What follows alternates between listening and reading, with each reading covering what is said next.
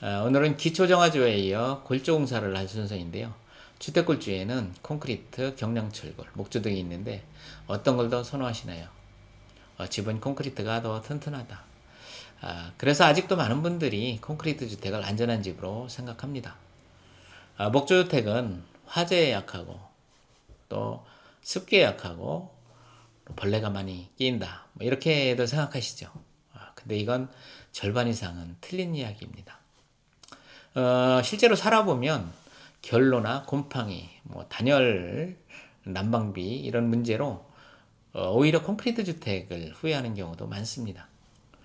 반대로 제대로 지은 목조주택에서는 더 쾌적하고 또 난방비도 적게 나오고 더 따뜻하고 더 오래 살 수 있는 그런 집일 수 있습니다.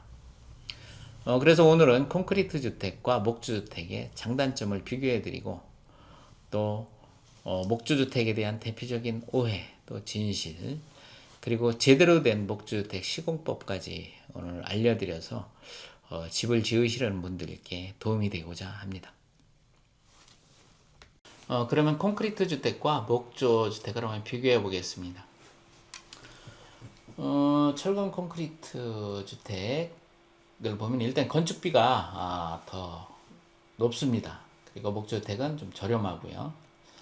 공사 기간이 콘크리트 주택은 더 길어요. 콘크리트 양생 기간 이런 것 때문에 거푸집되고 이게 마르고 이런 것 때문에 더 깁니다. 그와 반면 목조주택 공사 기간이 짧죠. 한 30평 했을 때 착공 후 3개월 정도면 거의 완공을 할 수 있습니다. 그리고 단열 성능이 콘크리트 주택은 좀 더 불리해요. 콘크리트는 열 전달이 잘 되기 때문에 여름에는 뜨거운 게 더 전달 잘 되고 겨울에 차가운 게 더 전달이 잘 됩니다. 그래서 단열 성능이 좀 불리하죠. 그와 비해서 이제 목조주택은 단열 성능이 뛰어납니다. 난방비가 더 절감이 되죠. 그리고 벽체가 두껍습니다. 콘크리트 두께에다가 단열재 두께까지 하면 3cm 내외 더 넘는 경우도 있고 그러다 보면 공간이 좀 협소해지죠. 근데 목조주택은 벽체가 더 얇습니다. 20cm 내외로. 그렇다고 해서 단열 성능이 떨어지는 것이 아니고 목재 사이로 단열 성능이 좋은 그런 단열재가 들어가기 때문에 벽체는 얇지만 단열은 뛰어납니다. 같이. 그래서 내부 공간이 좀 더 넓게 이렇게 나오죠.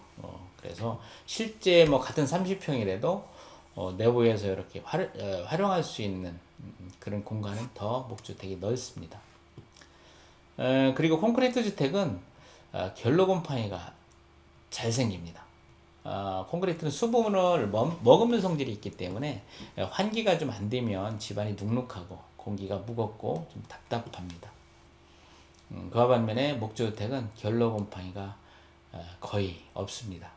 장마철에도 쾌적하게 살 수가 있어요. 이 결로 곰팡이가 없으려면 이제 제대로 된 그 환기 시스템, 벤트 시공을 제대로 다 해야 되고 이건 추후에 있다 알려드리도록 하겠습니다.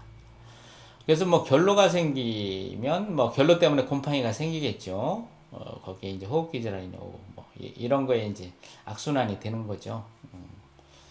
근데 이제 목조주택은 물성이 좀 따뜻하고 열전도율이 낮아가지고 겨울에도 좀 훈훈한 감이 있습니다. 난방을 안 한 상태에 들어가도. 그리고 여름에도 바깥에 있다 들어가면 시원하고 이런 더 단열적으로 좀 더 유리합니다. 철근 콘크리트 주택은 튼튼한 거 말할 수 없죠. 그래서 이 튼튼한 구조로 인해서 상가나 공동주택 이런 거는 철근 콘크리트 주택으로 짓는 게 맞다고 생각이 됩니다.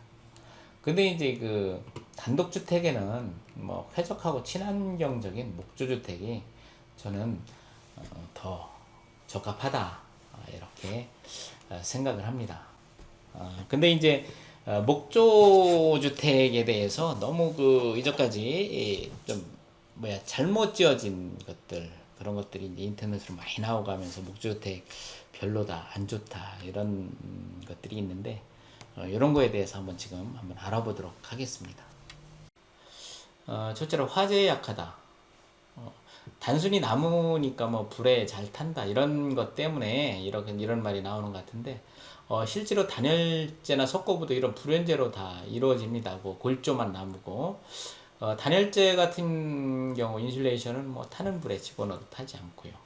오히려 대피 시간이 더 길다, 뭐 이렇게 말씀하시는 분들이 뭐 더 많습니다.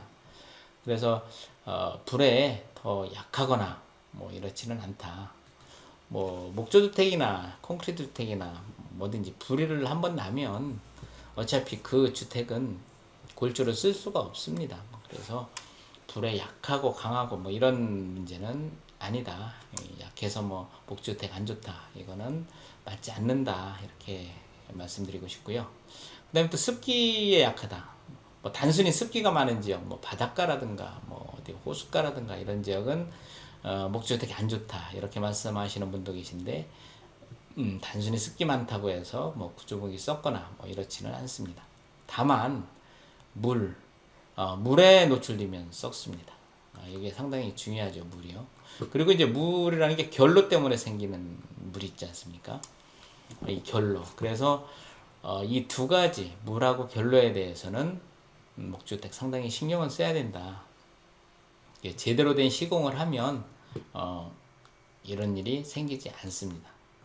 그래서 환기 시스템이나 뭐 욕실 방수나 외부 차수, 요건 이 말미에 제가 이걸 설명을 드리도록 하겠습니다. 그래서 목주택에서는 이게 상당히 중요한 부분이다, 이렇게 말씀을 드리고, 그리고 또 하나 이제 뭐 벌레들이 걱정된다.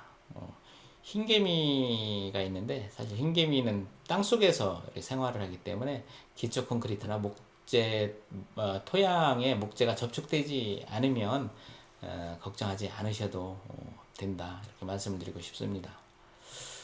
이게 이제 기초인데, 기초 같은 경우 이제 이렇게 철근 콘크리트 이렇게 되죠. 그리고 이제 지면이 여기 있으면 여기 이제 흙입니다. 흙. 흰개미 같은 경우가 이제 땅 속에 이렇게 살면, 목재는 이제 여기서부터 시작이 되죠. 기초 위에 여기 이제 방범목이 있고, 이 위에 시작되고 여기가 이제 하판. 여기서 차단이 되기 때문에 외장재로 또 다 차단이 되고, 여기서 이렇게 들어와서 이쪽을 뭐 흰개미가 갉아먹거나 할 염려는 거의 없다, 이렇게 생각을 하시면 되겠습니다. 그리고 뭐 내구성, 수명에 대해서인데, 수명은 뭐 콘크리트 뭐 설계 기준 수명이 한 5, 60년 된다고 하는데, 뭐 더되기도 할 수 있겠죠. 뭐 탄산화가 되면서 뭐 이렇게 된다고 하는데, 목재는 물만 침투하지 않으면, 이것만 안 하면 100년 이상 가는 그런 내구성을 가지고 있습니다. 다만 방음은 콘크리트 주택에 대해서 취약합니다. 그래서 저희들이 뭐 일반 주택에서는 공동주택이 아니고 단독주택이다 보니까 그렇게 불편하지 않게 삽니다. 그러나 이제 민감하신 분들은 흡음재를 추가로 시공하시기를 권장드립니다.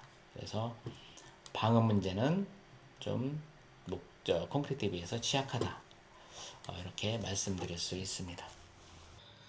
자, 그럼 이제 목조주택에서 가장 중요시해야 될 시공 포인트, 아까 물과 결로, 그걸 차단해야 되는데 어떻게 차단해야 하는지 한번 좀 보도록 하겠습니다.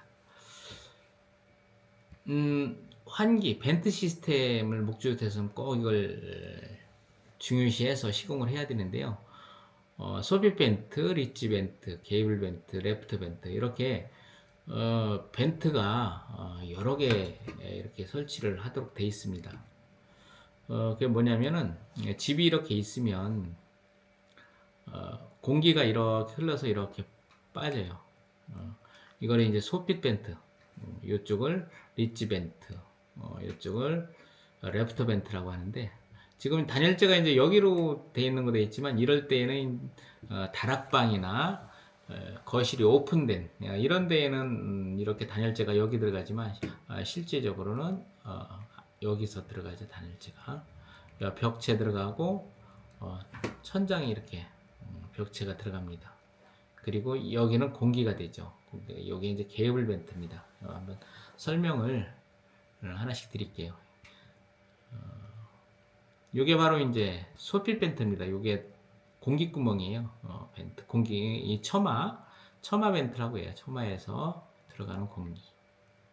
그 다음에 이제 용마루 벤트, 리치 벤트. 그러니까 아까 처마에서 들어온 공기가 이리로 빠집니다. 그래서 여기를 제일 높은 지역, 리치, 용마루에 이렇게 공기구멍을 다 내어줘야 합니다. 목주주택은. 이게 상당히 중요한 빼뜨리지 말아야 할 그런 시공 과정입니다. 그래서 이제 이 목주주택의 단열재는 이렇게 넣게 되어 있습니다. 천장과 벽체. 어떤 분들은 뭐 여기 이렇게 넣는 거 아닌가 이렇게 말씀하시는데 그건 아니고요. 단열재는 여기만 이렇게 들어갑니다. 이렇게 벽체. 여기는 지붕이 이렇게 있으면서 여기는 공기층이에요. 공기층. 그래서 여기에 케이블 벤트를 설치해 줍니다. 그래서 이 공기층에서 단열 효과도 있지만 공기가 순환이 돼서 나무가 썩지 않게 그런 역할을 해줍니다. 그래서 요게 케이블 벤트죠. 이게 공기구멍입니다. 그래서 단열은 여기서 이렇게 돼 있고 이렇게 벽체로 이렇게 단열재는 이렇게 되어 있습니다. 이쪽도 보면 단열재가 저기 이렇게 천장으로 돼 있겠죠. 이렇게 돼 있겠죠. 이렇게 벽체로. 요게 케이블 벤트입니다. 여기는 공기층이에요. 공기층. 이 위에는. 근데 여기는 공기층이 아니고 여기는 이렇게 오픈 천장이죠. 거실을 높게 하기 위해서. 여기에는 단열재가 1위로 들어갑니다. 이 석가래 쪽으로. 이 석가래에 그래서 여기 벤트를 레프트 벤트라고 석가래 벤트를 해줍니다. 이렇게 해줘서 이 처마에서 소필 들어가서 요 석가래로 해서 요 용마루로 빠져나오는 공기 시스템이 이렇게 되어 있어요. 그래서 이쪽은 다 공기층 이 위에 여기는 케이블 벤트 그 다음에 이렇게 오픈 천장은 여기 레프트 벤트 소필 벤트에서 이렇게 빠져서 용마루 벤트로 빠지는 이런 공기 순환 시스템을 목주택에서는 빠뜨리지 않고 꼭 해주셔야 결로가 생기지 않습니다. 만약에 이걸 해주지 않으면 이런 부위에서 여기서 나오면서 결로가 생겨서 이 합판이 썩을 수 있습니다. 그래서 이걸 꼭 해주셔야 된다는 거. 여기 이제 다락방이나 아까 오픈 천정은 이렇게 단열재가 위로 올라갑니다. 그래서 여기에 레프트 벤트가 들어가죠. 여기도 이제 아까 오픈 천정이니까 여기에 단열재 속에 레프트 벤트가 들어갑니다. 요게 이제 레프트 벤트예요. 여기 공기 속에 이렇게 쭉 다 돼 있습니다. 이렇게. 그 다음에 단열재를 지금 넣고 있는 거죠. 그래서 요게 공기 벤트, 공기 순환 구멍입니다. 요게 레프트 벤트. 이런 식으로 목주주택은 공기 순환 시스템, 이 벤트 시스템이 몇 가지 있어요. 요거를 꼭 지켜서 시공을 해주면 그런 결로 위험성을 없애고 또 목재가 썩지 않아서 100년 주택 이렇게 갈 수 있는 그런 주택입니다. 목조주택에서 또 무엇보다 중요한 것 바로 방수입니다. 욕실의 방수 매우 중요하죠. 그리고 테라스가 있는 집은 테라스 방수 매우 중요합니다. 목조주택은 건조돼서 들어오는 그 목조 자재를 쓰지만 그럼에도 불구하고 2년 동안은 세틀링이라는 그런 과정을 거칩니다. 그래서 약간의 그 뒤틀림, 자리 잡는 과정이라고 하는데 그런 과정이 있습니다. 그럴 때 이런 그냥 일반 이런 방수제를 쓰게 되면 그 방수층이 깨집니다. 그 목재의 약간 그 뒤틀림에 의해서. 그래서 꼭 써줘야 되는 게 탄성 도막 방수를 해줘야 돼요. 이게 고무장갑처럼 이렇게 늘어났다 줄었다 하는 거. 옛날에는 이 탄성 도막이 엄청 얇았습니다. 그래서 이걸 몇 번씩 칠해주고 뭐 이런 과정에서 좀 하자가 날 수도 있었는데 요즘은 이 두껍게 아주 고무장갑처럼 쫙 이렇게 도포가 될 수 있도록 이렇게 좋게 나옵니다. 제품이. 그러니까 옛날에는 미국에서 이렇게 수입되는 것만 조금 두꺼웠었는데 요즘은 국내에서도 아주 그 제품이 좋게 나오죠. 지금 이 사진에 보는 게 이제 이렇게 탄성 도막 방수입니다. 이게 고무층을 형성하는 거죠. 고무장갑처럼. 그래서 이게 약간의 뒤틀림이 있어도 깨지지 않고 방수층을 그대로 보호해 줍니다. 근데 이제 국내의 제품을 보면 마페이에서도 이제 에코디펜스라는 이런 제품이 나오고, 또 뭐 7만 표에서 또 뭐 스카이 디펜스 두 개 다 제품이 좋습니다. 그래서 이런 제품을 잘 써서 제대로 꼼꼼하게 시공만 한다면 화장실 방수 문제는 아무 걱정 없이 해결할 수 있습니다. 그리고 이제 이렇게 테라스, 넓은 테라스 부위, 이런 부위는 방수 전문 그 시트지를 활용해서 전문적으로 이렇게 시공을 또 하는 게 좋습니다. 그래서 이제 특히 시공에 유의해야 될 곳이 바로 이런 배수구예요, 배수구. 여기가 옛날에도 보면 요 물 빠짐 이런 데에서 다 물이 새가지고 문제가 되는데, 지금 여기 보면 다 이렇게 감아 놓습니다. 여기를 꼼꼼하게 다 밀봉을 해서, 그래서 여기서 이제 물이 새지 않게 이렇게 시공을 전문적으로 하고 있습니다. 그래서 이런 방수 제품과 이런 방수 공법 이렇게 제대로 시공한다면 목조주택에서의 방수 문제 아무 문제 없이 해결할 수 있습니다. 네, 그리고 목조주택 시공에서 또 추가로 주의해야 될 점이 하나 있습니다. 외장 종류는 여러 가지가 있는데 그 중에 스타코 공법이라는 게 있습니다. 스타코는 외벽에 스티로폴 50mm를 대고 메쉬 발라서 미장 발음으로 스타코 마감으로 이렇게 하죠. 근데 중요한 거는 이제 이 스티로폴을 이렇게 이제 붙이지 않습니까? 이 구조목 바깥으로 50mm를 이렇게 붙이는데, 여기는 이제 지면이고, 또 여기 이제 콘크리트 기초가 이렇게 있습니다. 목재가 이제 여기서부터 이렇게 있는 거죠. 문제는 이 스티로폴이 땅에 이렇게 닿아서 물이 닿을 경우에 이 스티로폴은 물을 빨아올리는 성질이 있습니다. 그래서 물이 빨아올라와서 합판이 이제 여기까지 내려오는데, 합판이 있고 구조목이 있고 나무가 이렇게 있습니다. 그럼 이 합판까지 여기 썩을 수가 있습니다. 이걸 스티로폴 EPS를 했을 경우.